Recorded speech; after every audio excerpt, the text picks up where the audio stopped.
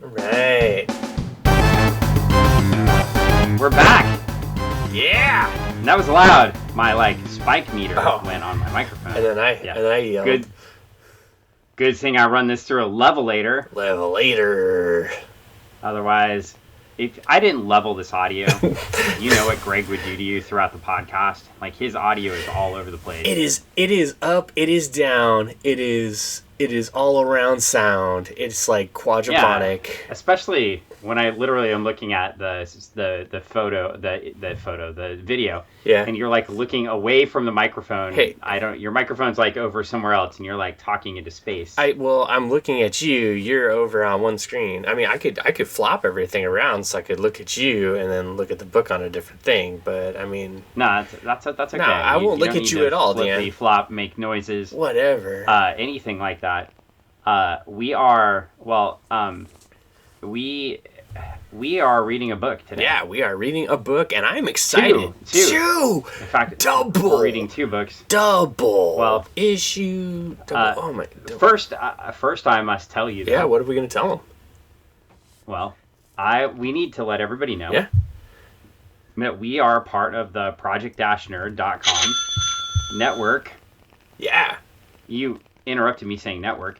Home of news for all the British royals. All the British royals? What? Now, how we ended up on this podcast, on this network, I have no idea. If you want to learn about the royals, the TV show, The Royals, go to project. No, like all of them. Oh, just of all the royals. Like if you want to learn that King royals? Charles. No. If you want to learn that King Charles has come back from the dead, right? From his cancer. He's alive still. I'm sorry. Yes, and wow, and is now reassuming his place on the throne. You can learn all about that on project-nerd.com. Okay, is it on a meme? No. Oh, okay. It's just do they do memes there? I thought they just did news about the royals. I thought they just did memes there. I wasn't sure if there was a meme. Well, nestled in with all the news about the royals, you can find. I thought there was a Chuck E. Cheese meme or something like that. I don't know. I mean, is that Chuck Entertainment Cheese? Chuck Entertainment Cheese. I don't think you've earned the right to give him a middle initial. Oh my gosh, the Children Casino. Yes. What were the Showbiz ones? I can't remember. I don't. Because like Chuck E. Cheese bought Showbiz, or did Showbiz buy Chuck E. Cheese? I only. Showbiz had the ape, right? Yeah. Like I know. Or the gorilla. I know of the Showbiz stuff. I have Showbiz records. I've seen the Showbiz animatronics. I don't recall ever setting foot in a Showbiz Pizza Palace. Well, they had them here. But I did not grow up around here. I moved true. And I was too poor to go to them and didn't have any friends, so I didn't go to birthday parties. When I moved here, like the only cool birthday spot that I went to, the 2 cool birthday spots that I went to, was Tiffany's for roller skating. Tiffany's skating rink. Yeah. And then Pizza and Pipes, which if you went there, the pipe organ with the black and white movies, and that was a weekend. That was exciting and that was fun, and I didn't know of anything better.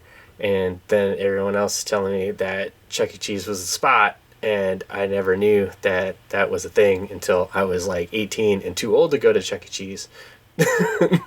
Apparently. Yeah, that's fair. I mean, well, you just never want to go in that ball pit anyway. That's some nasty shit. I found out the hard way. I think I went to Chuck E. Cheese once, for maybe a birthday party. My parents did not want to go to Chuck E. Cheese because they said it was overpriced pizza on cardboard. And so, I mean, I guess under that philosophy. Yeah. Well, under that philosophy, I think my parents would go to Dave and Buster's for the food, right? Like. Yeah. Okay. Yeah. So I mean, I don't think they quite understood the main purpose of going to Chuck E. Cheese, which was not. In fact, the pizza. You're not going for the food at any of those places. You're going for the entertainment. the pure entertainment, and maybe, I mean, you go to Dave and Buster's for the entertainment, maybe the drinks. I've never eaten there. I don't. Well, since this is a nighttime podcast, Yeah, what? I have lemonade and whiskey. Oh, well, look at you. This podcast. I have a headache and water.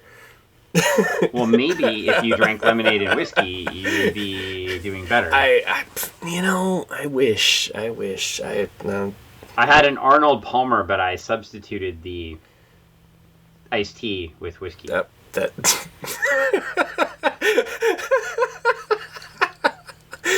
It's I commend you.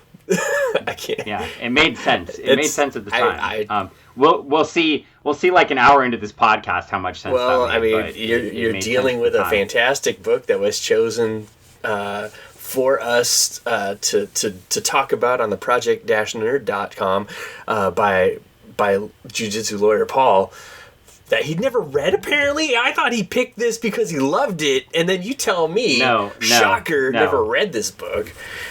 Well, I think the important thing is I planned so well for this podcast that we weren't sure if we would have a copy of Starlight by the time we recorded Starlight, which you've heard last week, of course. Of course. For Starlight number 6. Beautiful. So you asked me to get a backup, and then it was like 9 o'clock at night, and I looked at Paul, and I was like, if there's any story you'd like us to read on the podcast, and he just looked at me like I was an idiot, like, why would you be planning out your podcast around my recommendations? So he gets on his phone and he starts looking at things, and I'm like, what, did you just start playing games on your phone when I ask you a question? And he's like, no. And he goes, Terror Titans #1. And I was like, why? He's like, well, Static Shock appears in it. Okay. Well, tricks on him. Static Shock doesn't appear till like issue 4, and we're on issue 1 and 2. Hey! So, spoiler: Static Shock will show up. We get a cast of amazing characters in issue 1, though. Characters I don't even know. Serpentor. That is Serpentor. We've got cheerleader. Black Vulcan from the Super Friends. Yeah. You got a cheerleader with big hands. Scary Pony Girl. And alt universe Deathstroke. Yeah, alt universe Deathstroke, and it's pretty cool. Oh, you get the dude from Waxworks, that movie from the 90s that had the guy from Gremlins in it. Honestly, I thought you might know one character on this cover. I figured you would know Clock King in the background. That's who I was talking about from Waxworks. Yeah, I knew Clock King. I was making fun of him, saying he's from Waxworks. Deep cut for the whore people there. Yeah, well, Deep Cut was Clock King originally an Atom villain? Yeah. Or a Flash villain? I'll let you stew on that as we go. I'm going to say Flash. So let's keep going. I'm going to say Flash. Well, okay. Well, I stewed on it. Flash. All right. So I'm wrong? Since, I think I'm right, but... You think you're right? You think I'm right? I'm right. Let's see. Clock King. You're not going to tell me. Well, this is the wrong Clock King, so technically he was this new Earth Clock King. New Earth Clock King. Neither of us are right or wrong. Apparently, yeah. I guess we're all wrong. This is Clock King #2. Clock King 2. And I was referring to Clock King #1. So Clock King 1, Clock King 2. No time for us to be right or wrong. Let's look up some Clock King #1 here. William Tachman is who I was referring to. Remember, though it couldn't be him, right? Didn't he die in Suicide Squad? Yeah, he got blown up. Oh, yeah, he got murdered. Yeah. This guy, he's TikTok, so we're gonna call him TikTok. He's getting canceled pretty soon, anyways. Oh dang! Feature him. This is the new one. Well, good news. We were both wrong. Oh. The original Clock Kings. Yeah. First appearance was in World's Finest 111 in August of 1960. Oh. And indeed, he was a villain of Superman? Batman? No. I'm gonna tell you it wasn't Superman or Batman, which is the trick question. Oh, okay. It was in a backup feature. Okay. And Aquaman. Yeah. Another good guess. Unfortunately, at the time, Aquaman was appearing in Adventure Comics. Oh. In fact, he was a villain of the Green Arrow. Oh, wow. Oh, I could see that, man. I could see that. Oh, The original, wow. yes. The original Clock King with the fantastic costumes. Yeah. But indeed, I was wrong, of course. How could I forget that the Clock King was murdered? We covered the Suicide Squad issues where the Clock King died right away. Yeah, well, not right away, but... Yeah, it took some time. It didn't go so well. Though I think we liked him a little bit better in the Justice League annual. Yeah. Right? Yeah. Yes. But, well, anyway, we're... I would say it's fair to say that DC, this is 2008, so if you go back a couple of years in Infinite Crisis... Just a few. Yeah. A couple of years before, in Infinite Crisis, we had Superboy Prime murdering all sorts of Titans. Uh-huh. And I guess Jeff Johns was writing Teen Titans for a long time. But Sean McKeever starts writing the book around 2006. And if you don't know who Sean McKeever is, well, that won't surprise me, because you said you didn't know who he is. And so he did the Titans books. Apparently, yeah. I don't know if he did stuff for Marvel and stuff. I mean, he could have done a whole bunch of things. And this was, yeah. Well, anyway. I personally wasn't reading a lot of... Actually, I know I wasn't reading a lot of stuff in the time frame in which he was writing these books. But I was reading a ton of stuff You were. at this time. I was not. I know for a fact I wasn't, so... And I kept buying these. I loved the Jeff Johns run of Teen Titans, so they kept me hooked when they changed writers. And then we get a spin-off book because they're trying to feature a character called Ravager. Who's that? Ravager, not Ravenger. Ravager. Ravager. Ravager. And Ravager is the daughter of Deathstroke. Never heard of Deathstroke. Uh-huh. That's you know, sometimes you say things and then I just get annoyed because you say things. Oh. He's like a dude that like he's a merc that Yeah, he's a merc. Yeah, in fact, Ravager is the character that another character that has the names Pool and Dead in his name is based off of. Oh, what? Or no. Yeah, because see, they were trolling Marv Wolfman over at Marvel, and then that character seems to be a lot more popular now than this character. So I guess that happens sometimes.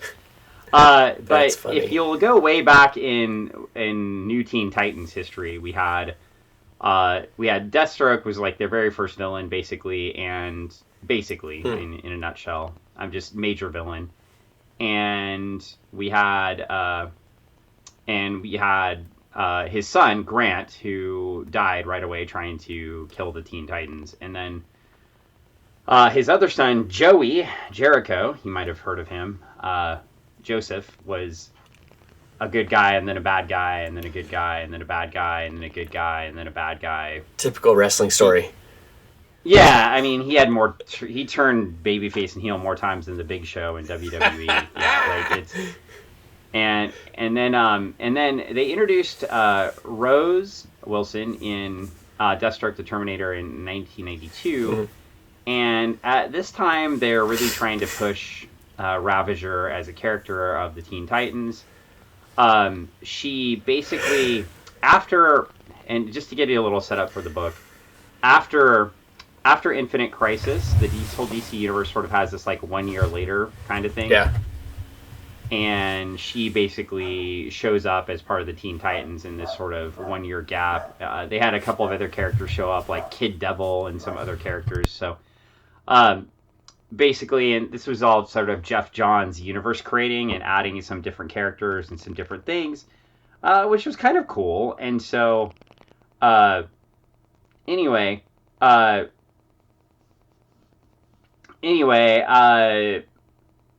as moral of the story is, they wrote basically a miniseries trying to capitalize on the success of Teen Titans that Jeff Johns had done. McKeever's writing it now, and they have this group of Terror Titans, and they sort of have this side story. The side story is also sort of related to Darkseid. Yeah. Which means we accidentally picked something that almost sort of ties to our last thing. So you'll see some Darkseid henchmen get murdered soon in this book. Nice. Everybody in this book is bad. The Terror Titans Part 1, The Basis of Optimism. Okay, well, let's go. We got Dreadbolt and all those people too. Yeah. Okay. Yeah, I didn't get to that page. I started my bad. And then you started to complain about the dogs and the not muting and everything. So I was like, all right, cool. You're gonna. This is the most professional opening we've ever had for a podcast ever. I mean, again, it is the best, folks. This is why you come back every week for this kind of fantastic coverage and content. You know what would be amazing, by the way, if this comic had fucking page numbers. That's why I love it so much. It doesn't have page numbers, and it makes me feel so akin to it. Yeah.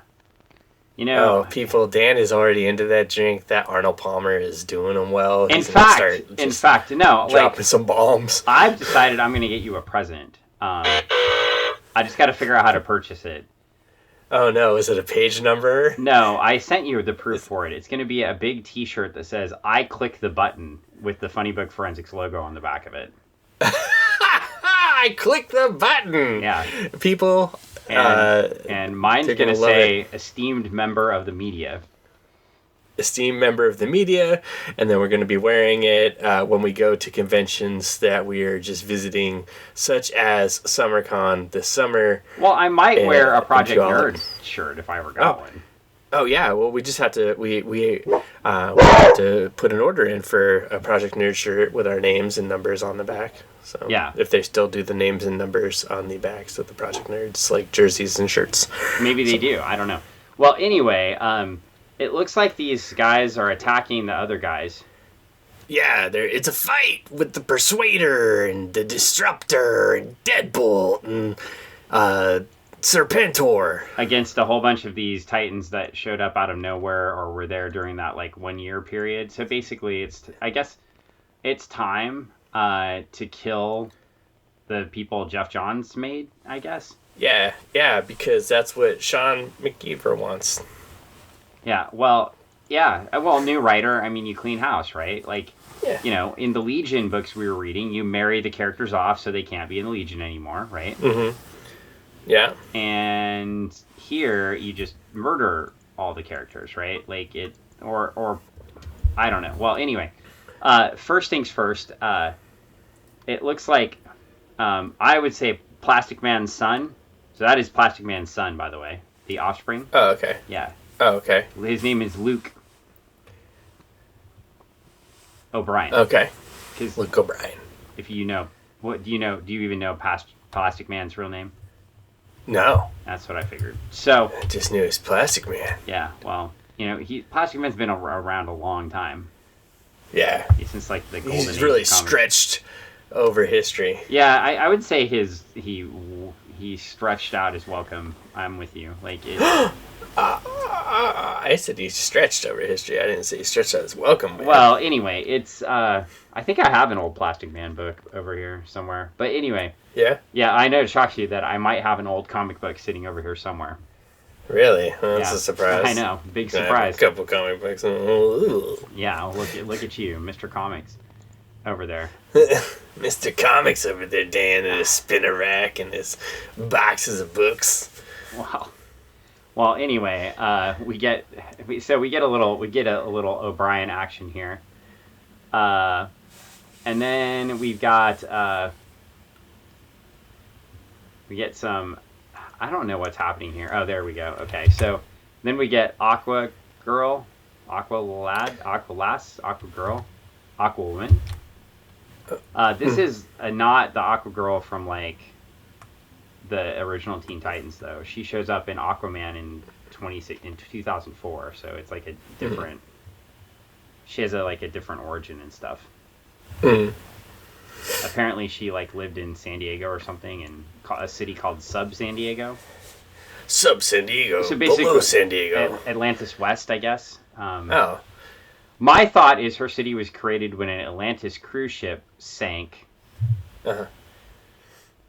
And then all that was left was people that could survive in the water. Okay, that makes sense. I mean, it's kind of like a membership only type of club. You gotta be able to survive underwater, and then they have some memberships to those who can live underwater, and they have this whole community and stuff like that. Of people can live underwater, cool houses and stuff like that. Nice Costco, really good schools and stuff like that. Underwater golf, really nice, good suburb. Yeah. Well, then we get great fire district. Yeah. Then we it never gets on fire. It's underwater. Well, then we get a new character that's Disruptor. She's one of the Terror Titans. She appeared with the Terror Titans in Teen Titans, and apparently she was a trash can baby, as discovered in a trash can. Oh. And sent to live in an orphanage. This sounds terrible. No wonder she's sad. That sounds. That's a very 90s. It's very 90s. Yeah, this is 2000, so yeah. Well, I know it's I grew up in the 90s. We had this type of thing in the 90s. I'm writing stuff in the 2000s. Trash can baby. Yep. And then we have the Star Spangled Kid. Somehow, I thought Sylvester Pemberton died a long time ago, so I'm not sure what's going on. Isn't that why Stargirl ended up with all the stuff? Well, anyway, okay. Unless you're watching the TV show, then Sylvester Pemberton comes back. But, okay, well, anyway. And then we have Tara, who is not the Tara you're thinking. This Tara actually, lives in some other, in a shoe? Kind of. She lives in, a interdimensional space or something. In a pocket universe. She lives deep below she's intraterrestrial. She lives deep below the planet's surface, so... Oh, like in Dig Dug. Yeah.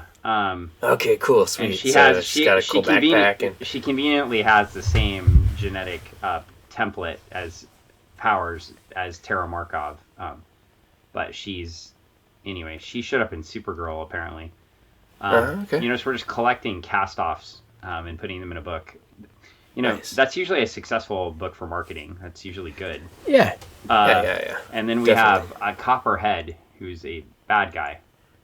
It's not Serpentor. It's not okay. Serpentor, no. It's the Copperhead. Serpentor. Yeah. Copperhead. This Copperhead, he first appeared in Teen Titans Volume 3, number 56 as well, so... he identifies as a snake? Yeah. His name is Nathan Prince. Apparently, Nathan drowned his baby sibling out of jealousy, but was never accused. One day, he pulled a knife on his parents and ran away. For a brief period... Oh my god, this is so terrible. I hate the writer right now. For a brief period, he supported himself as a male prostitute, but after he killed one of his clients and stole his wallet, that did not last. Okay. Under unknown circumstances, he gained the Copperhead costume. So this is not the Copperhead you're thinking of. This is a different one. This all seems very homophobic in the 90s. Was the client that he killed the Copperhead? Maybe. And that's how he gained the suit? Oh, boy. I don't know. I don't know. You're very right. The writing for that whole entire bio of his character is very, that's very cringeworthy. Well, then we get a screen with Black Bolt and Zachary Zatara, who is clearly related to the Zataras. The magician Zatara, since he's wearing the outfit, right? We get this is not Bolt. This is Bolt's son, Black Bolt. So this is an actual character, I think. So there is that. Yeah. Legacy. I hate it. His name is Terrence. His name is Dreadbolt. Sorry, Dreadbolt. Yes. Not deadbolt like a lock, but he's a dreadbolt, like something you don't like the kind of lock that you hate because it doesn't always like latch when you're trying to lock it. And he was such a great character that there were 6 issues of this series, and he appeared in a grand total of 6 more appearances in the DC universe. So, oh, that's good. Yeah, and then we have Zachary Zatara here. And he is just a magician. That's like his cousin is Zatanna. And the other Zataras are his like uncle and aunt, I guess. So, okay. Well, there we go. And he showed up in the Teen Titans too. And then he briefly, but apparently he had little tact and patience and modesty when it came to his skills. So, I see. And and then we get a big fight with everybody. They're fighting. Oh, man. Yeah. And we get some great lines like, "Persuader, I got silly putty here." Yeah. And somebody says "disruptor" when they're fighting Aqua. I keep saying Aqua girl, Aqua woman. Good girl. Yeah. And she's like, "Doesn't need a babysitter." Hi. And then we see the Molecule guy who finally we see Molecule there. I'll introduce Molecule in a second. And he's getting like hit by the Copperhead thing. And anyway, basically it looks like that those guys win, the bad guys. They start taking all the good guys and putting them in a van. And then Molecule tries to walk away. And I'll go ahead and let you know who this is here in a second, because it's really important. He lasts a long time, this Molecule guy. Yeah. And in line with Infinite Crisis, where we kill lots of Teen Titans. We've got another one dying here because the Persuader, who we haven't introduced. The Persuader. Sorry. Her name is, as I flip through all these freaking pages of people, because this is this is what happens when you go to a book that nobody's actually read and then none of the characters anybody's heard of. I mean, this has got to be invigorating for the audience. We've got the Persuader, Elise Kimball, who is somehow related to the Persuader in the Fatal Five in Legion. Okay. And has the atomic axe from the future. For some reason. Okay. That's it. That's what I got for you. All right. And what about the Molecule? Well, the Molecule is a guy that showed up like in a picture in the 1 year gap, and that's all we know about him.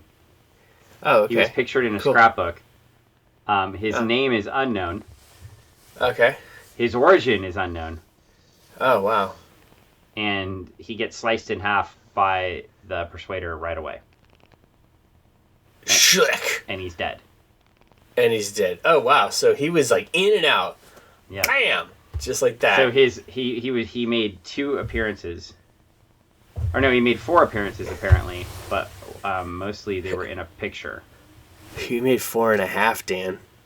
Yeah, well, I guess it didn't. Yeah. Because he's cut in half. Oh, I guess he was in a couple issues. Teen Titans 38, 42, Terror Titans 1, and New 52, where he appeared in the picture 32. Because that was that 1 year later thing, like. Well, anyway, okay. I did like this hero of comics until this. Yeah, this is about when I was getting burnt out on this book pretty quickly. And then they're like, "Oh, murderers!" Yeah. You didn't even give the folks the lineup of who brought them this fine book. Oh. You skipped right over. Well, that was probably intentional since I didn't want to share that. And I'm sorry. Did you want to? You can skip over it. Well, I think we can induct. There's 6. We can induct these folks into the Funny Book Forensics Hall of Shame. So, first ever. So we've got writer Sean McKeever, penciler Joe Bennett, inker Jack Jadson, colorist Ron Reis, letterers Travis Lnham, and editors, there are 3 of them, Rex Ogle, Elisabeth V, Gehrlein, and your esteemed executive editor of DC Comics, Dan Didio. So, that's a lot of It's a lot of folks on the editing. There were a lot of editors there that, when you have that many editors on a book, it'd be nice to have, say, like, editor's notes that tell you who the fuck these people are. Well, I mean, it's a big book with a lot of characters, a lot of moving parts and stuff like that. But, I mean, also, too, if people get the reference, there's a, when you watch a show like Too Many Cooks. Well, then... things don't make sense. Then we get next page. Yeah. And we got people in cells. We've got the Star Spangled Kid in a cell at the Dark Side Club. Yeah. Conveniently, Dark Side Club. We just had a series like the year before called The Death of New Gods, where like the new gods died. Yeah. Mm-hmm. Conveniently. Yeah. And now we have some things that look very Dark Side-like. Everything Dark Side is everything. Freedom is slavery. Compassion is cruel. It's like the stupid version of what Jack Kirby was trying to do in the 70s. It's like if you took all the New God stories in the 70s and you summed it up into something a 3-year-old could understand, you have this panel. You took away all of the meaning and the subtext and the subtext and the good stuff that makes the story, and you gave it the watered down Crayola version. There you go. Well, that's what we got. So, I hate it. And you become just that.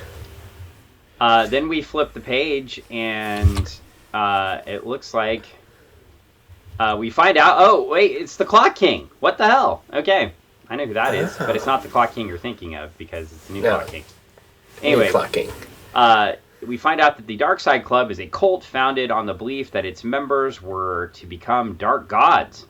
Dark gods. It's sort of like, I don't know if it's anything like, isn't there another club that had mutants in it and they were trying to like control the world and were sort of cultish? Whoa. Hold on a second. Where there was like somebody named Emma, and there was a robot guy, and like a gun maker, and maybe like some really rich dude and some whatever. I don't know, man. I don't know what you're talking about. And they're all about hell and fire. What? Well, the good news, hell and fire. I thought, what? You mean on like, what are you talking about? Hellfire Club? You mean, wait, are you talking about the D&D kids, right? With the D&D kids? Yeah, they like to play D&D, right? Are you talking about well, anyway, how did they get away with that, by the way? Anyway, so I have no clue. Yeah. So we get a screen, and I see a character I actually knew, a character named Fever. I remembered this character. I was like, oh, that's cool. The Fever. But how did she get here? Because I hadn't seen her since Doom Patrol. Well, they launched it. It's one of the versions of Doom Patrol that got me to stop being tricked into buying Doom Patrol. Oh, really? They relaunched Doom Patrol, and Robot Man took a bunch of like new new heroes, and tried to get them together and like mentor them, and it was like they were like a paid for sort of team. It was like a kind of reality show type weird sort of thing. It was okay. It did not last long, and so there you go. It didn't last long, and then Gerard Way ends up writing Doom Patrol later, and I didn't buy any of it because I was like, they're not going to trick me into buying another fucking Doom Patrol book. And they did. And they did not. I did not buy any of them, and they were amazing, and then I couldn't afford to go back and buy them. So maybe I could now because, used comic prices have dropped in like half. But go pick them up. Yeah, probably. Now we could probably just find them in the dollar bin. Because that Gerard Ways guy, his career went nowhere, and he had nothing on TV or Netflix or anything. I never heard of him. No, he was in the Black Parade and disappeared when it was done. It's just super sad, dude. He's just a super sad guy making sad music and just being sad all the time and just. Well, anyway, it looks like the Star Spangled Kid fights Fever and gets his ass kicked. And there we go. So now we see the Clock King talking to Rose Wilson, the Ravager. Ravager. Not Ravager, but Ravager. Ravager. Not the Ravager. Just Ravager. I'm glad we're introduced to them as Clock King, Ravager. Yeah, it's nice when you have an editorial note letting you know who the fucking characters are. So, but we still get really no back, like, anything. Like, if you were picking... Need it. Well, the thing is, like, if you're picking this up off the shelf, I guess they just assume you're reading Teen Titans if you buy this and it's in your pull list. Because you ain't picking this up off the shelf. Nope. It's not something that, if you don't know, if you don't have a clue as to what it is, you're not going to buy it. Not. And clearly, I bought it, so I'm the sucker here. So, anyway, it's, well, anyway, they have a nice conversation. And they're being all sassy with each other. Yeah. And Clock King's like, "You're not here to spy on me, are you?" And she's like, "No, I'm not. Of course I'm not. Duh. You're a moron." And she's like, "I'm a killer. Ha ha." And then they get to the thing, and the Clock King starts going on about the Feigenbaum constant. And it predicts the occurrence of chaos in any system. He just starts going on about that. And he's like, 4.669. I don't know where this seems random. Yeah. Yeah. And Rose also seems to think that. 'Cause she's like, you didn't really answer my questions. You're just talking about nonsense. Yeah. And anyway, and she's like, "We're not her puppet." And then we find out she's hooked on adrenaline. I need adrenaline. Give it to me. Because it triggers her precognitive state, so apparently she can predict movement. Well, anyway, she can see that the Star Spangled Kid is going to lose to Fever, and then Fever has this weird eye. It's like looking like she's... Yeah, and all the fans are watching, and then we got some dude that's going to say whether they live or die, and he's like, "Yeah, it's okay. Keep that Star Spangled Kid alive." So they keep the Star Spangled Kid alive, even though he's already dead. Yeah, he's pretty beat up. Well, I don't mean here. He's dead. Oh, yeah, he's dead. I mean, like, he's dead in the books, but he's alive in this one. Yeah, apparently. You can do whatever you want in writing, man. And then they sell some superhero costumes to the people watching kids beat each other. Merchandise. Get it here at the t-shirt merch booth. So presumably these are the Teen Titans fighting the Terror Titans and a bunch of teenage superheroes, and then they're in a fight pit, and then they're trying to murder each other? It's like, hey, come on down to the Mortal Kombat fight pit, the Street Fighter fight pit, whatever you want to call it. It's Pit Fighter. Oh my god, good game. Love the graphics. Yeah, I mean, Marvel didn't do this in like the frickin', 80s or anything. What? I don't know what you're talking about. Yeah, at all. Yeah, except we bought the issues. We bought Contest of Champions, didn't we? Contest of Champions, and then they did it again on an island. They did it. They did the whole entire... They've done it many times. And then DC had villains fight each other in one book. I actually liked that book. Yeah. That was cool. Yeah, well... And then Roulette, that Roulette character that was introduced by Morrison in JLA, I mean, that never happened either, right? We didn't do the same thing. Wasn't it Morrison that introduced Roulette? I think so. And Roulette was even on the cartoon, right? Roulette was on the Justice League cartoon, too. I think so. Yeah. I mean, so way to go. Brand new concept here.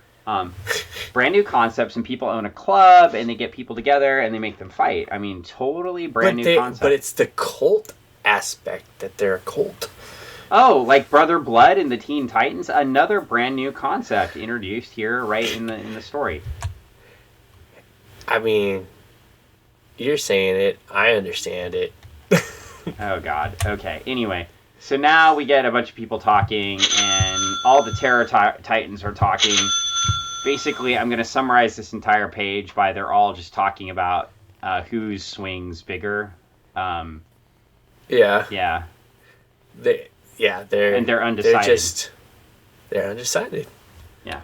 And... then Ravager, pops in, and she's like, "I know, I'm going to do some stuff. I'll beat Disruptor up. She looks weak." You all suck. Yeah, she's like, you all suck.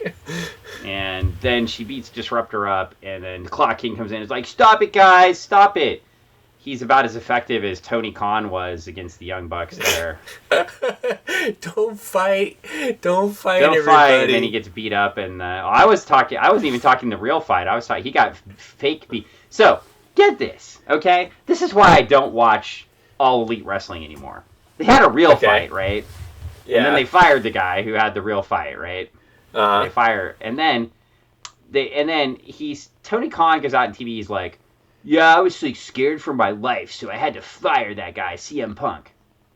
Okay, so then last week, which is not last week when we released this podcast, but just go with it.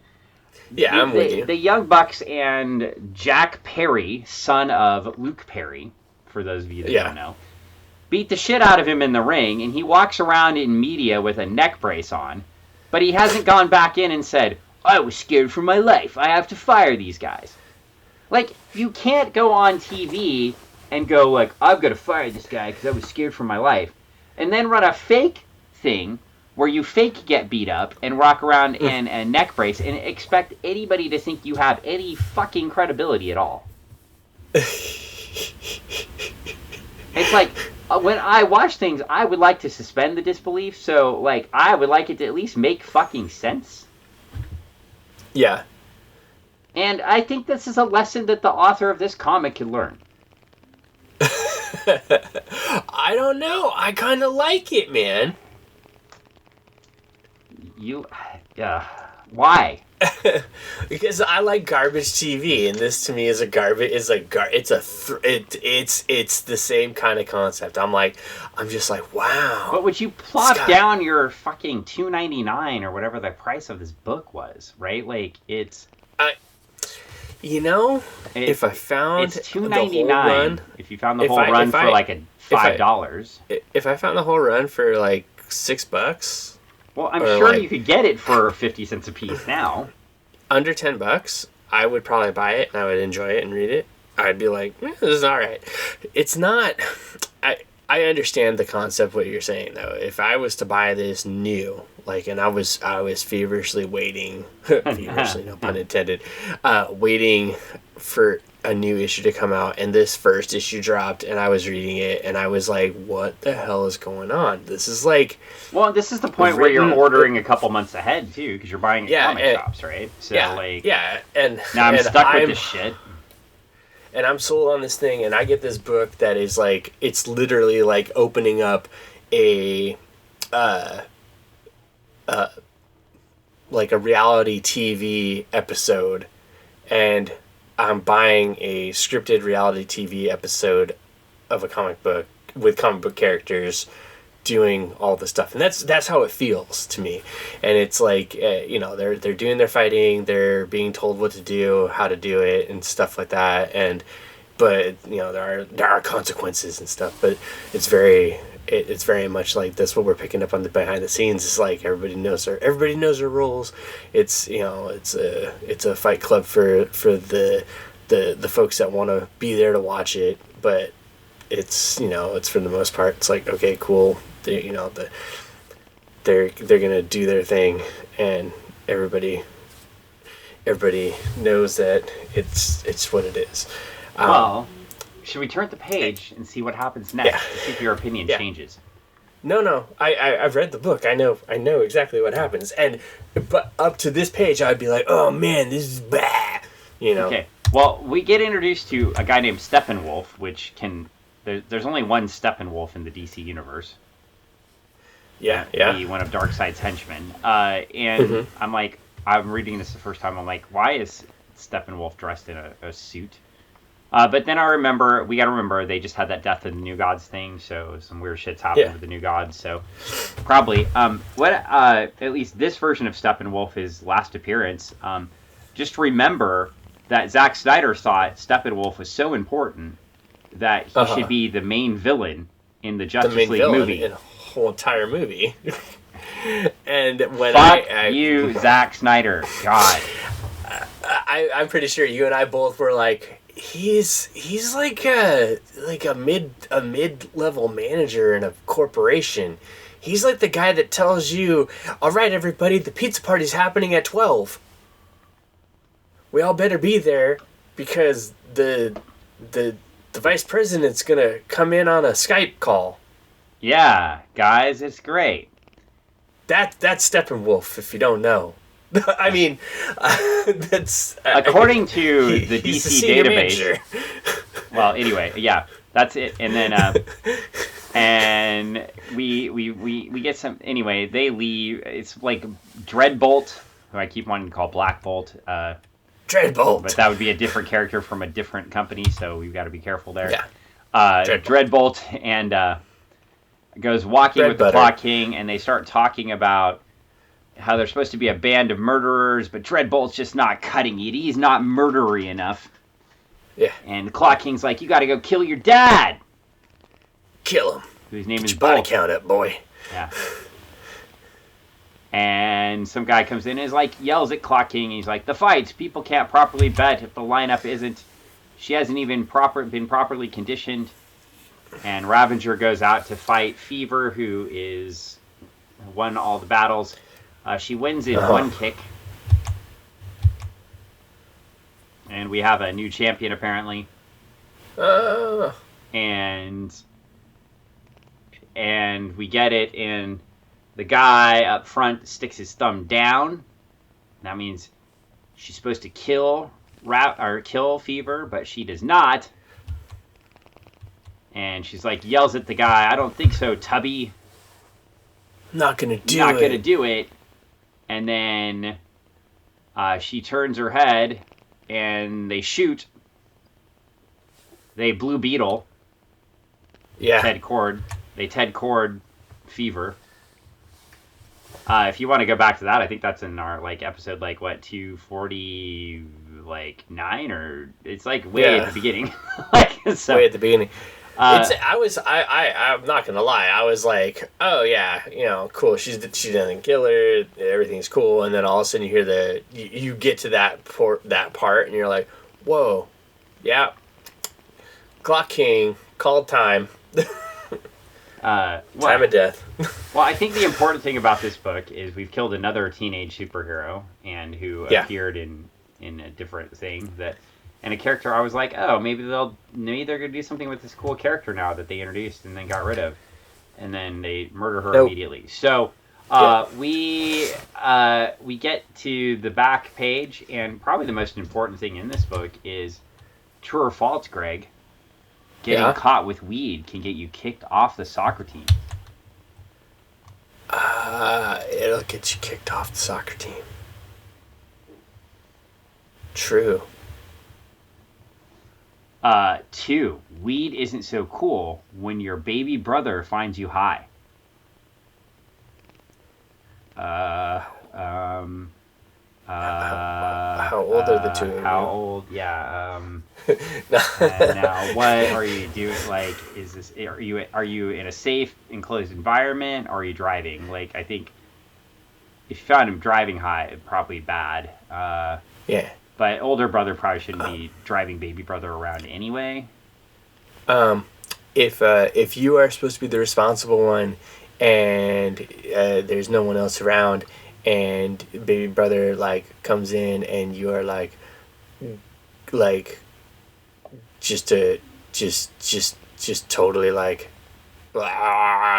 and baby brother's totally too young to fend for themselves, and it's like, I want juice, then that's a bad situation. But if baby brother's 13 and you're you're and they're like, oh, he's doing his dumb stuff again. Yeah, I feel like it's different. Then, it's just well, I mean, because I've got cousins. Also, this ad for Above the Influence is whose idea was it to put abstract art to make it all weird? Yeah, to get people to say no to pot, in a book that has. What you see, I mean, man. I can't say much about the. That's what you see, man. That's what you see. Also, That's how it's like inside your mind's eye, Dan. Yeah. I don't know. I mean, all I know is when I was a kid, my older cousins were babysitting me, and they're doing whatever, and I would be like, and they're like, ah! I'm like, what the hell is wrong with you? And I'm like, oh my god. Yeah, well, another problem with this book is another problem with this book is I don't think the art is terrible in this book. Oh, it's awesome. I don't think it's awesome either, but I don't think it's terrible. Yeah. However,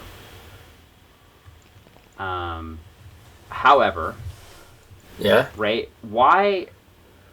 Okay, you've got this art, right? Why would you put an advertisement with Billy Tucci Sergeant Rock art next to this, and then another advertisement with Alex Ross art? Oh yeah.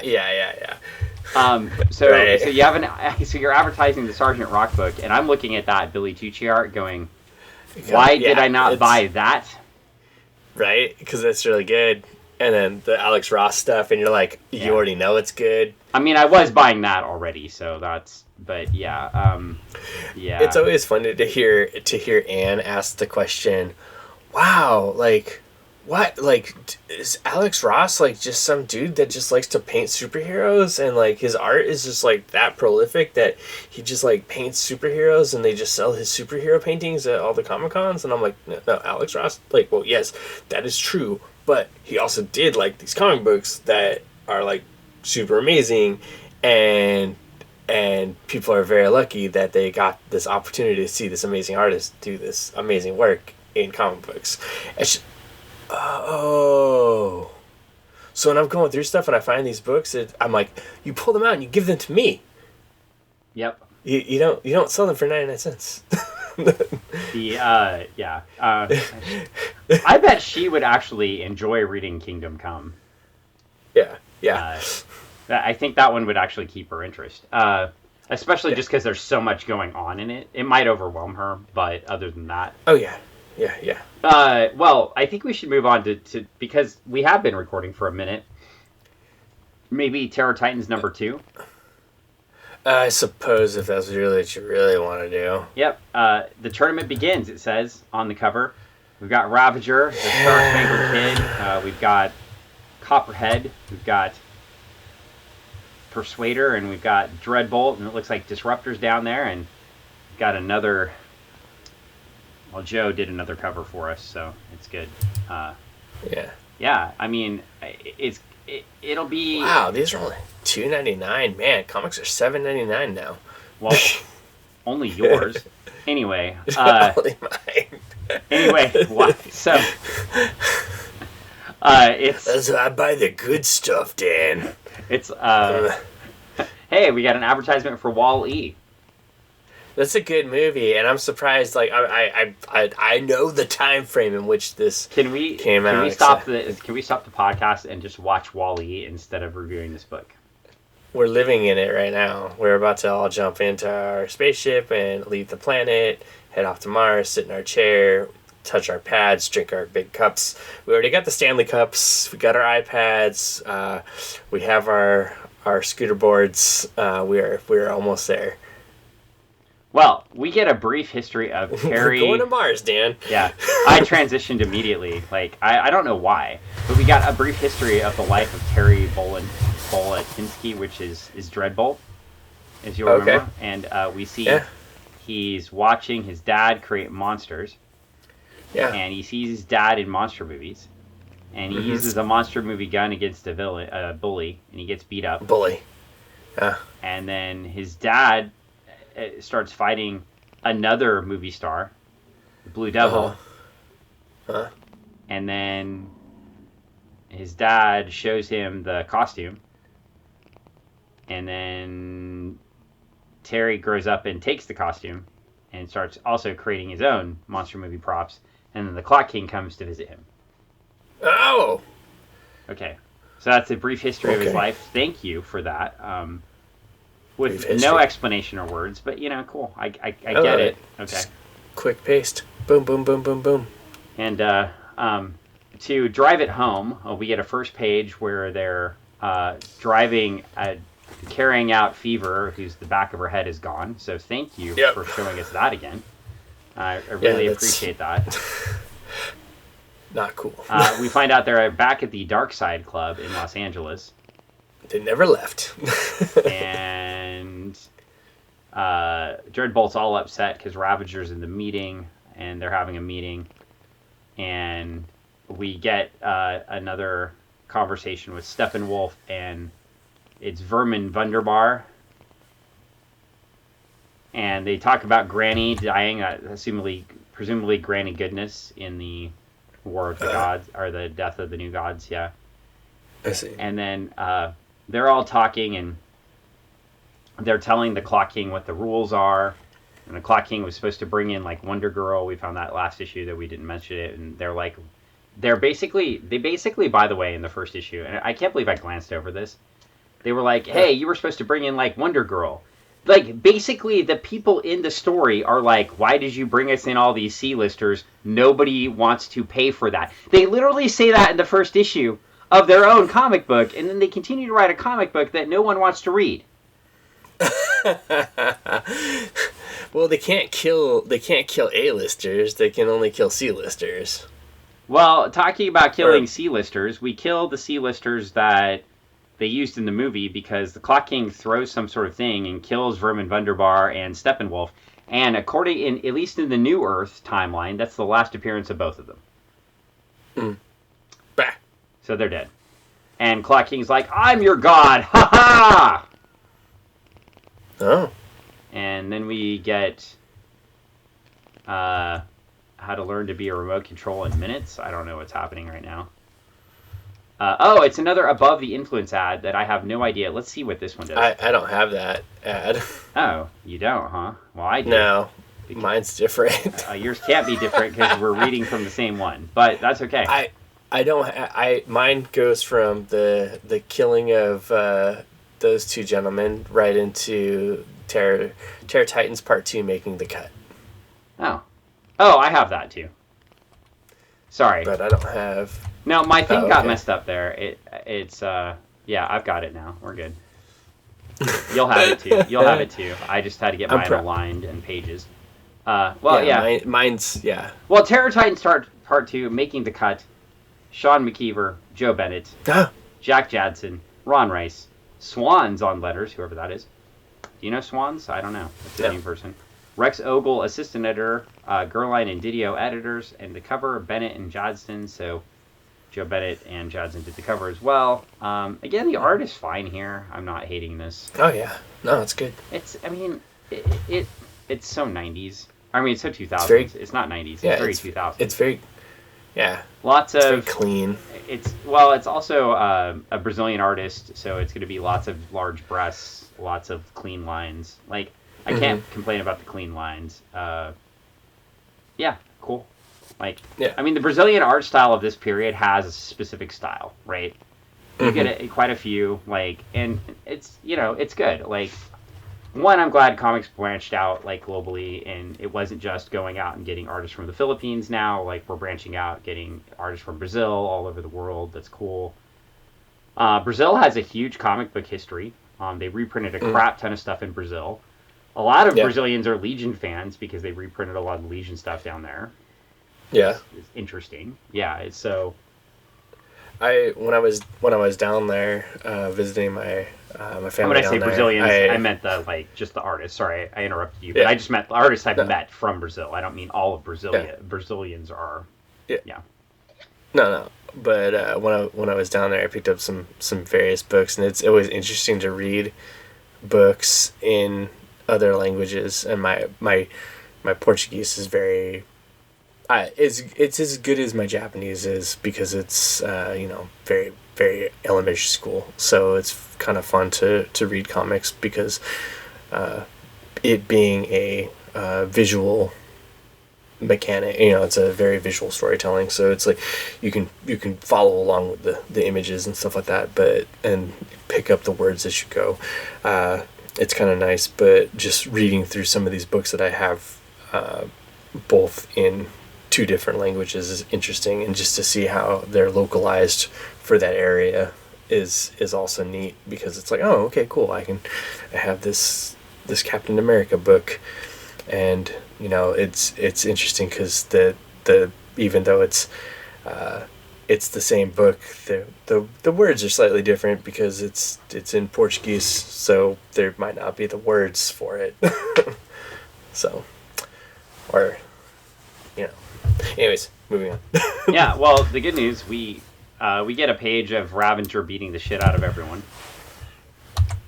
Yeah. All the Terror Titans, and then she says thanks for the warm up, and then we get back to the rounds, and we're going to start having some battles here. So, Ravager puffs on her drugs, her steroid drugs, and gets a hit. Gets ready to fight. She's about to fight some person named TN Tina, who made several appearances, all in this miniseries. So it wasn't even a pre-existing. This is a brand new one. And anyway, she gets told something by Disruptor, and anyway, she blasts Ravager a couple of times, and then Ravager cuts her fingers off. Oh man, Vienna sausages everywhere. Yeah, and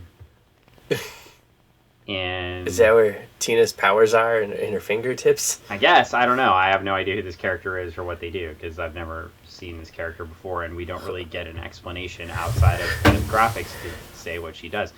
But apparently hopefully she has good insurance. Apparently cutting off, I don't know. Apparently cutting off her fingertips is how you defeat her. Anyway, and then Clock King knows, hey, she went for the kill. She didn't expect that. Oh, how come that happened? Oh, I don't know. Maybe it was something Disruptor did. Well, then we get we get Mortal Kombat versus DC advertisements. Uh-huh. Which, honestly, this art does not look as good as the art in the comic book, so at least there's that. Okay, then we get Aqua Girl versus the Face. Now, oh, cool! It's Iggy Pop's face on the torso. Oh, I thought it was the face of Bo from Doctor Who. But, well, I mean, it doesn't matter.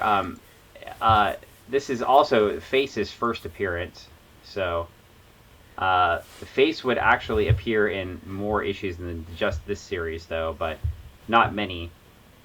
And he can project energy blasts from his mouth and eyes.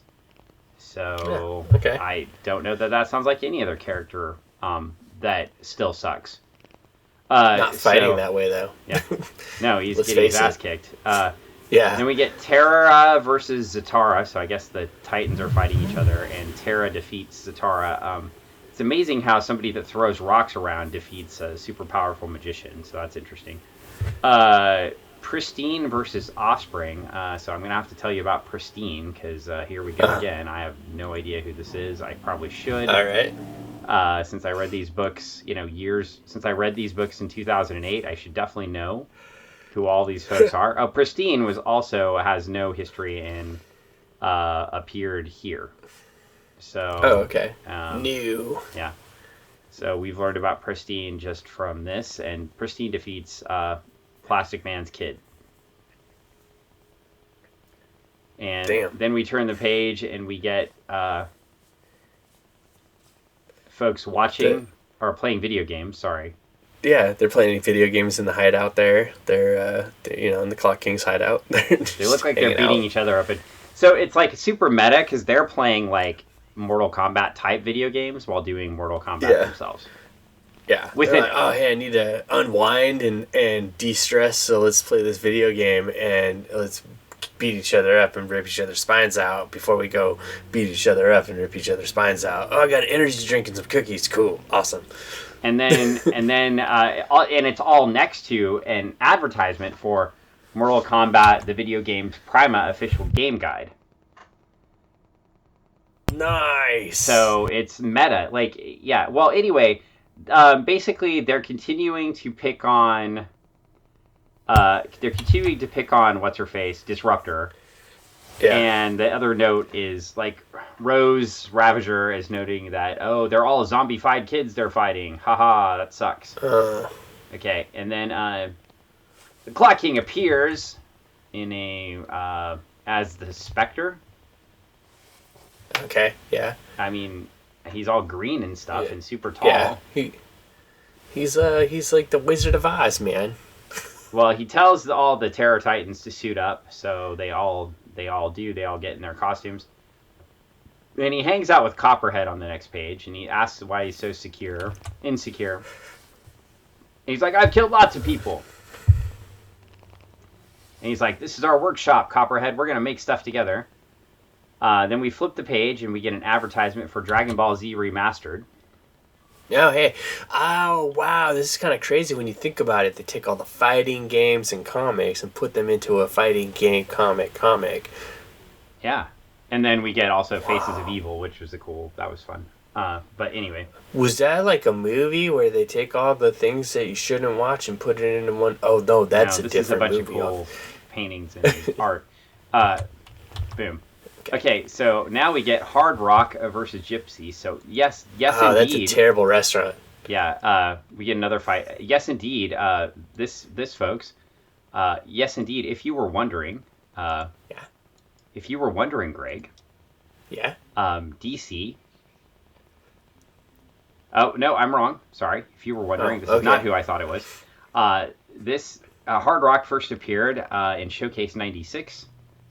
And made 18 total appearances, so super. His powers are exactly what you think it is. I can't find any history on this guy, except for the fact that he was created by Carl Kiesel and Tom Grummett. So, Hard Rock.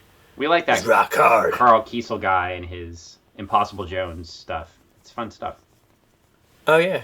I've seen that Impossible Jones stuff. I think you left a big old Impossible Jones book at my house, and you never read it. I have it. It's over here. I see. Maybe we should review that sometime. Oh, God, now I have to read it. Yeah, well, Anyway, Hard Rock defeats Gypsy, and yes, that is the Gypsy from the Justice League Detroit, still hanging around. Oh, okay. So, Gypsy's always good in a one-on-one fight. Her main power is to blend in with the background of things, so I'm sure this fight went real well for her in a hand-to-hand combat situation. Yeah. So there you go. Young Frankenstein. Anyway, all right. So now we get Young Frankenstein versus Son of Fallen. I know who Young Frankenstein is, so I've certainly seen. That's a Teen Titans character that shows up. Son of Fallen. That's Son of Fallen's first appearance. So and I don't know that that's gonna last that long. So anyway. Yeah. Yeah, he made a first appearance and made 5 total appearances. So, big time character. All in here? Yeah, I guess. Yeah, okay. I don't know. I mean, we'll have to find out. Hey, once again, okay. Now Argent shows up. For some reason, I thought Argent was dead by this point, but I'm wrong. So that's resurrected. Cool. Anyway, Argent goes against Sapphire, who I have again. Well, Sapphire. So Argent was a Teen Titan. Argent showed up a bunch of times. Now I'm wrong. No, Argent just appeared in the first Jeff Johns run of Teen Titans. So, okay, I kind of like the character. I'm not going to get real into it because it's just random here. And then Sapphire. This is a lot of work. This comic book requires a lot of work, and I'm not enjoying it. And it also requires me to do a lot of work. Sapphire basically was part of some group called the Power Company. Okay, it showed up in JLA 61. I believe wasn't Booster Gold part of that group? Maybe. Kurt Busiek and Tom Grummett created this character, so Tom Grummett's involved in creating lots of these characters apparently. But Kurt Busiek, that guy has done nothing in comics. So no. Anyway, that's the Josiah Power thing. Anyway, it looks like she falls into Cobra's sea serpent submarine while running across impromptu dockside battle and gets super eggs or something, and she steals an egg and it bonds to her body and forms a nearly impenetrable second skin, which allows her to battle and escape Cobra's minions. So K Cobra, not What? C Cobra. Yeah. Okay. She also has some telekinesis powers, apparently, so that's cool. Yeah. Yeah. No, I was wrong. Let's see. Who was in power? No, I was completely wrong. So, looks like Manhunter was in there. The evil one. Well, anyway, let's roll. Then Star Spangled Kid fights a character named Pop Rocket. Pop Rocket. Who also is making their first appearance here. And they will show up a whole 8 times, apparently. Man, you know, these characters that appeared here, they just showed... I mean, this comic, this miniseries had a huge impact on DC Comics. All these characters stuck around. Yeah. Well, I mean, they were strong characters that had a longevity in many branching series that continued their stories through the history of DC. Well, anyway, the Star Spangled Kid defeats Pop Rocket, who in the middle of the battle looks like... Gets, like, stuck. Yeah, well, Pop Rocket looks like they come out of their trance, right? And then don't want to hit... And their power looks strangely like somebody else's power named Cannon, is it Cannon Shooting Cannons? Cannon Guthrie? We'll go with Cannon Guthrie. It looks amazing like a character, I think, named Cannon Guthrie. Yeah. You may have heard of it before. Yeah. Yeah. Well, anyway, okay. Well, all the battles are done, and apparently that's a round, I guess. So, maybe I think for the podcast, I need you to do me a favor before I read it. Well, you need to go back and go ahead and chart me out like a bracket so we can track this tournament. Oh my gosh! Do you think it's going to actually be that way, where we have defeats and where they actually like fallen characters? I don't know. Greg. Oh my! I don't know. Okay, well we can try. But since they killed Vermin Wunderbar, there was nobody to do the thumbs up, thumbs down thing. So it looks like everybody's alive. So they did take care of that. They didn't have to murder everybody right now. Yeah. The Little Caesar act. Well, we get... Little Caesar. Hot and fresh. Hot and ready. Yeah. You know what? This comic book is to comic books as Little Caesar's pizza is to pizza. Oh. Delicious and great? Oh, God. Yeah, that is... Yeah, oh, God. Garlic knots. How could you even say... Like, just stop. Like, oh, God. Okay, so anyway, we get to the next page, and... Yeah. We've got the Persuader, and it just pains me to say the Persuader. Anyway, we've got the Persuader. The Persuader. And we've got. You want it to be the impromptu. Yeah, that's what God.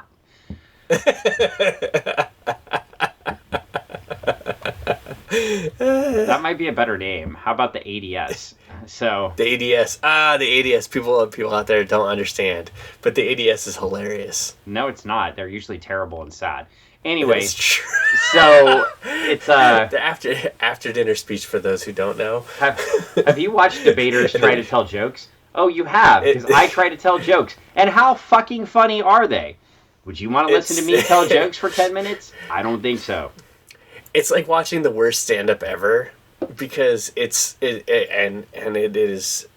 like when you have a heckler that goes to heckle the stand-up comedian, and the stand-up comedian's like, you know what, you wanna do this? Do you want to do this?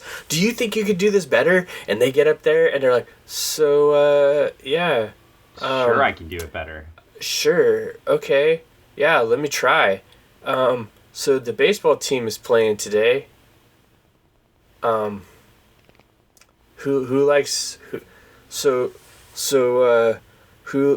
mom's lasagna? Yeah, okay. So we're good. We get it. So yeah. We're back to the story, and basically Persuader and Dreadbolt are like, yeah, your dad's over here. No, your dad's over here. No, I think my dad's over here. Okay. So Persuader goes one way looking for his dad, and Dreadbolt goes another way looking for his dad. Dreadbolt's dad, to clarify. And like, oh, he finds dad on the next page. Oh no! And then we get an advertisement, and we get DC Nation under construction. Next issue in Terror Titans already, before the last page. Dreadbolt takes on his father. Let's get to us. Yeah. And then we get some book that says Spanking Shakespeare. Have you spanked Shakespeare today? Yeah, have you? You should. You should spank Shakespeare. Shakespeare. It's bad. Okay. Can't tame that shrew. Well, then instead of putting the ad on the... goddamn. I can't. That's fantastic. That's fantastic in every way. Like, it was terrible. I was ready to bounce to the next page, and yeah, you killed me. So, I think what is about to be fantastic, though, is we get the next page, and we get, aren't you gonna say hey to your old man? And there's Bolt, so we've got Dreadbolt versus Bolt. In the next issue, we get an ad for the TNA Impact Wrestling video game, which should tell you how old this is. From what I understand, by the way, the AEW wrestling game only has like 3,000 people playing it online at this point. Oh, really? Apparently, if you release a video game that's like halfway done... Yeah, it's me. I'm one of those people playing it. How come I've never gotten to play it, even though you bought it for us to play? I bought it for us to play, and it had so many updates that we couldn't play it because you needed to be online for like 2 hours to update it, and every time we were updating it, it just kept crashing. That whole first weekend that it was out. Yeah, well, that would probably lead people not to buy it. Well, the good news is on the back of this cover, we have an ad for a movie that literally everybody watched except for me. Oh my gosh, it's so good. Oh God, no. So, it was filmed here, in the state of Washington. I know, at Kalama High School. Kalama High School in Kalama, Washington. Yeah, Kalama, Washington. Former home of the Pyramid Brewing Company. Yeah, I mean, I have gone to all the areas and locations in which this fine film has been filmed. On purpose? Because of Twilight, or just because you live here? Because if you went to them on purpose because of Twilight, I don't know that we can be friends anymore.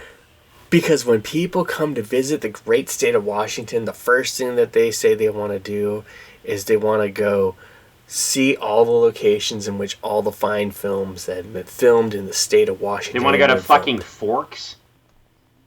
And I take them to Kalama. Okay, well, Kalama... I'm just joking. Kalama's like a drive-by on I-5. Like, it's not... Anyway, okay, so... by the way, I'll just say this. So, the other day, like, I don't know why. Yeah. But I was going to bed, and I couldn't find anything to watch, and then Twilight appeared in the movie, and I've never seen Twilight, but Jiu-Jitsu Lawyer Paul was sitting on the couch, and I said, Jiu-Jitsu Lawyer Paul, I'm going to bed. Yeah. However, I think you should watch Twilight, and I turned it on. And then? He made it like 15 minutes, and then the next day, I was like, Jiu-Jitsu Lawyer Paul, I'm going to sleep, because I work in the morning, but you run a gym. And running your own business means you don't do any work at all. Yeah, exactly. Running your own business means it runs itself. It's like magic. It runs itself. And so I turned on Twilight again, and he said the next day he could not understand why people watch this movie. It has the worst dialogue he's ever seen in a movie. And you know what's great about this? I believe that this comic and this movie fit together so very well. Uh-huh. Terrible dialogue. Yeah. Terrible plot. Everything is bad, and it makes me sad. Well, I mean, it is perfect that there's an ad for Twilight when Robert Pattinson plays Batman in the future. So I mean, it works out great. The worst. You're welcome. I thought it was a fantastic film, Dan. I don't know what you're saying.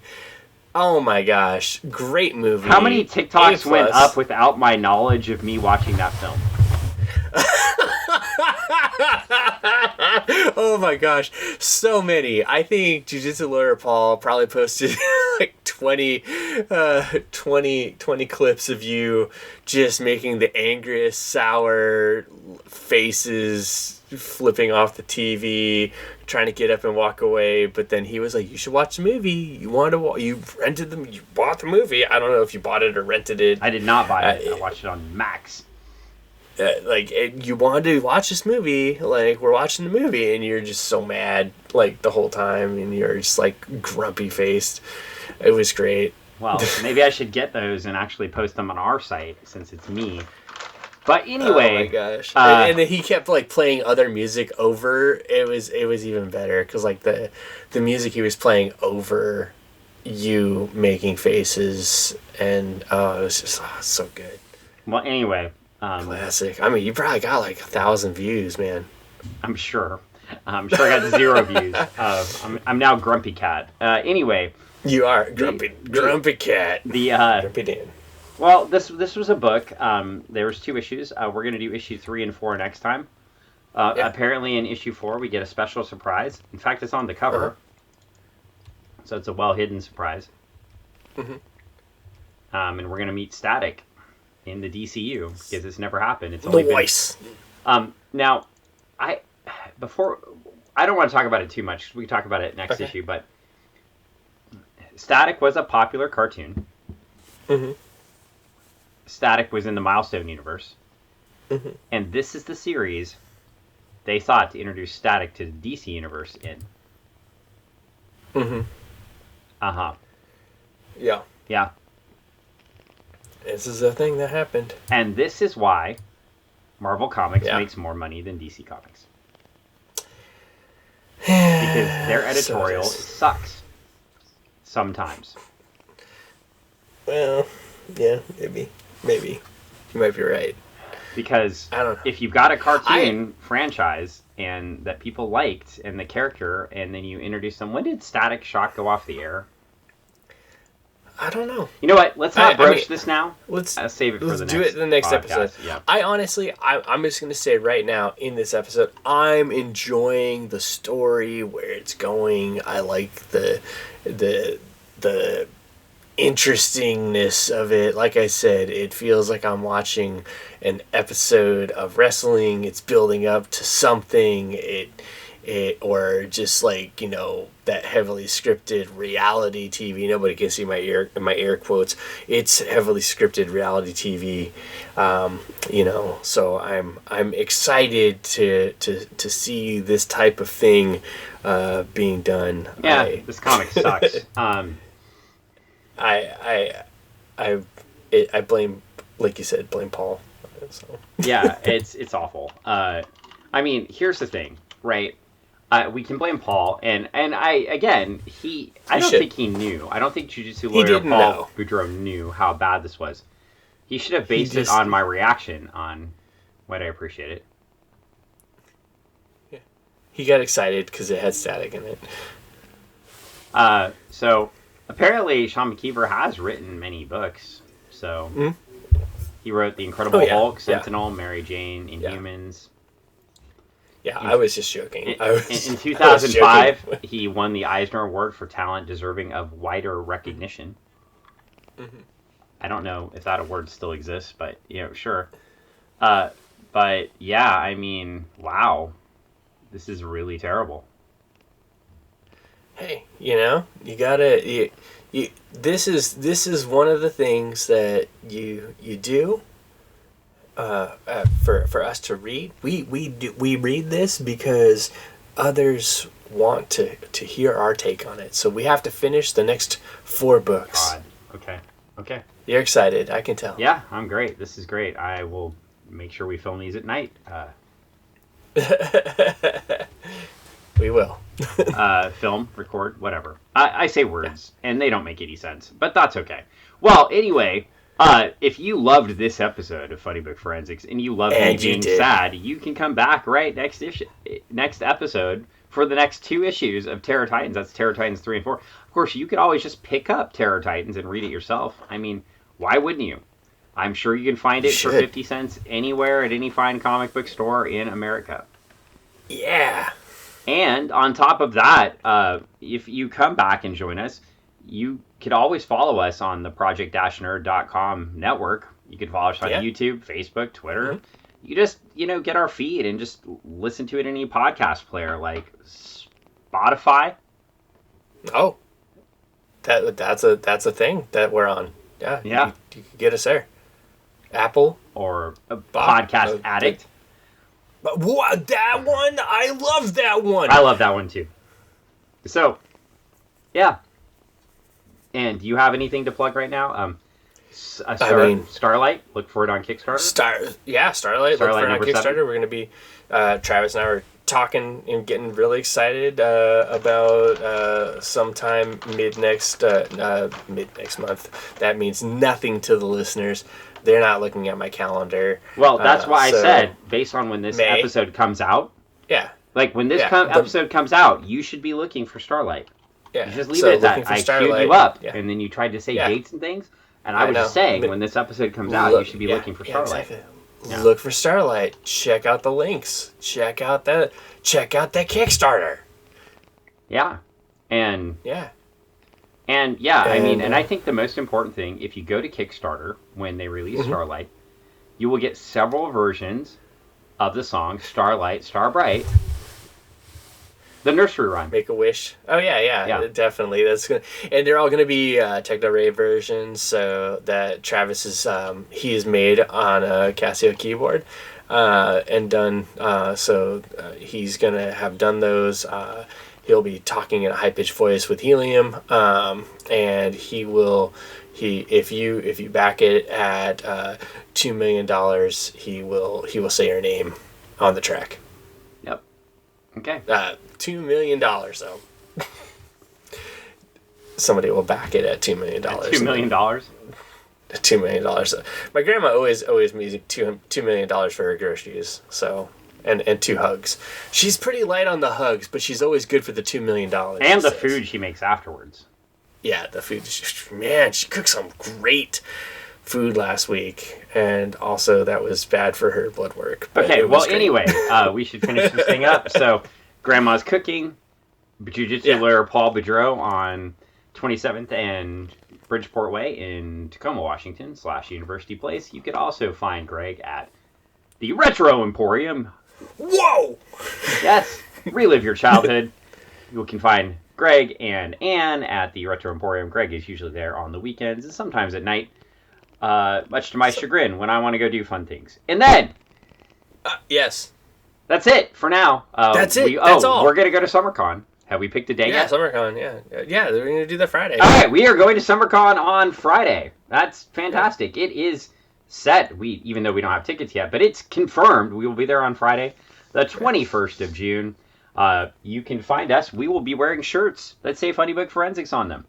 What? Very likely. And hats. Greg's shirt will say something like, I click buttons, and my shirt will say something like, esteemed member of the media.